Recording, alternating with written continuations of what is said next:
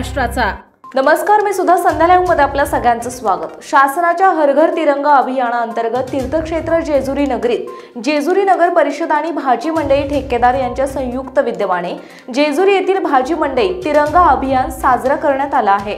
शासनाच्या हर घर तिरंगा या अभियानाअंतर्गत जेजुरी नगर परिषदेचे मुख्याधिकारी चारुदत्त इंगुले यांच्या मार्गदर्शनाखाली जेजुरी येथील आठवडे बाजारात तिरंगी फुगे, तिरंगी कापड लावून भाजी मंडई सजवण्यात आली होती।